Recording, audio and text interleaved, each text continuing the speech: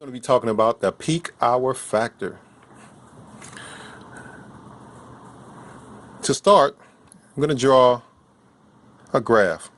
This graph is going to have vehicles on the y-axis and time on the x-axis. And it's going to describe and show how vehicles typically are traveling, or how many vehicles are typically traveling during a certain amount of time. To start, we're just going to separate our time into represented by morning, afternoon, and evening time. Now, in most cases, vehicles early in the morning, they're not that many, but pretty quickly, especially around that time to punch in the clock at work, we reach a peak. And then vehicles start to drop off.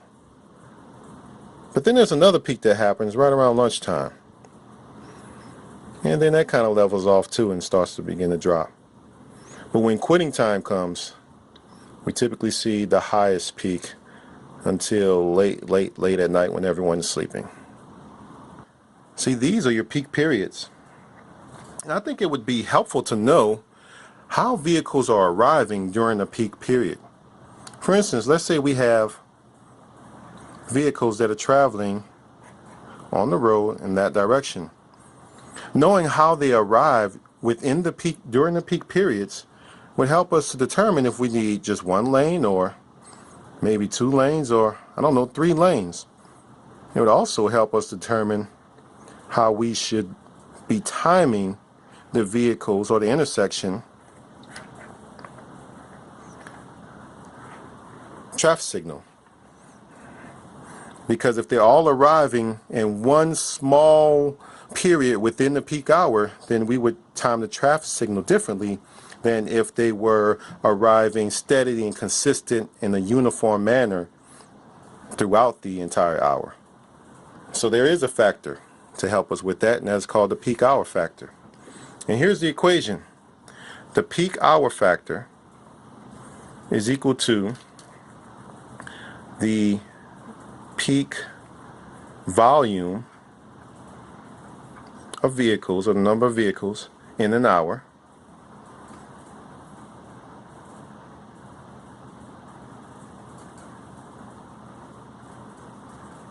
and that divided by 4 times the peak volume of vehicles within that hour.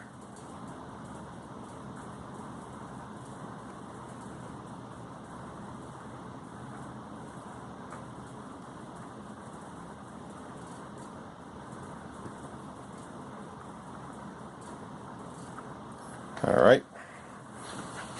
So that will give us a factor.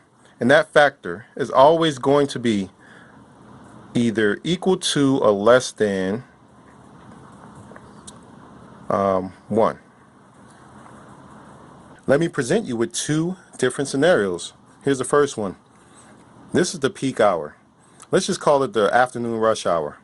And within the entire peak hour, we find this number of vehicles. As a matter of fact, we broke up the peak hour into 4 periods, 4 15-minute periods. And so during the first 15-minute period, we had 150 vehicles, and it kind of spaced out like that, 155 spaced here, 165. So they're all arriving pretty steady within that 1 hour. Scenario 2 is a little bit different. Still rush hour, traffic, still the peak hour. But when you look at how it's broken up, during the first 15-minute periods within that peak hour, 0 vehicles were on the road. But the majority of the vehicles within that peak hour traveled during the second 15-minute period. And so there's a rush of vehicles within the first or second 15-minute period, and then it starts to die off, and then there's not that many vehicles. So if we knew that this was happening, then that would help us design the number of lanes that we would want to have to maybe accommodate those vehicles, or the timing that will be required at the intersection to accommodate these vehicles. And so just knowing the difference between the rate at which vehicles are arriving is going to be very helpful. So let's figure out how we're going to calculate this. I've written the quick formula on the right here, but let's go ahead and use it. So our peak hour factor for this scenario is going to be equal to the total volume within the entire hour. That's 4 15-minute periods. And if I add all of these up, I end up getting 630. So my 630 is going to go on top here, divided by 4 times the peak 15-minute period within that hour. And it just so happens to be 165.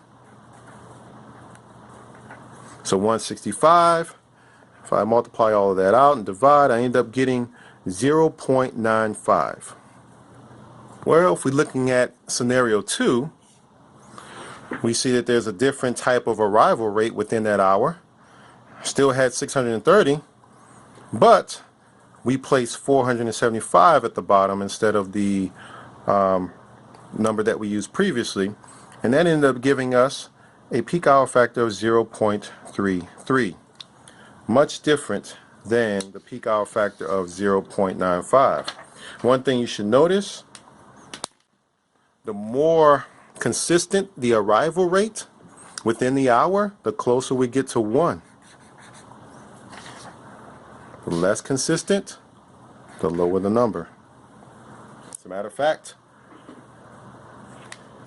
that number probably won't be any lower than 0.25. I can almost guarantee it. And that's how you calculate the peak hour factor. This is going to be used later in determining a myriad of things. As I said earlier, the number of lanes or the level of service, even the signal timing.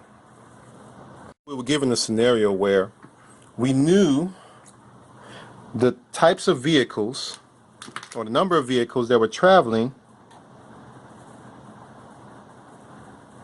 during a certain time period. Again, afternoon rush hour. And we wanted to figure out what the peak hour factor was. I want to make a note that your peak hour doesn't necessarily have to start at 4 o'clock or 5 o'clock. It doesn't start at the top of the hour. So now what we have to do is figure out which 4 consecutive 15-minute periods give us the highest number to place in our peak hour factor formula. At the top here, if I were to add these 4 periods up, I wouldn't get a higher number than, say, adding these 4 periods up. As a matter of fact, these consecutive 4 periods are probably the highest on this entire data set here. And so that is what I'm going to put in my peak hour factor formula. Ultimately, here's what we're going to get. We're going to end up with these numbers, which gives us the peak hour factor of 0.892. Still gives us an indication of how vehicles are arriving within the peak hour of that day.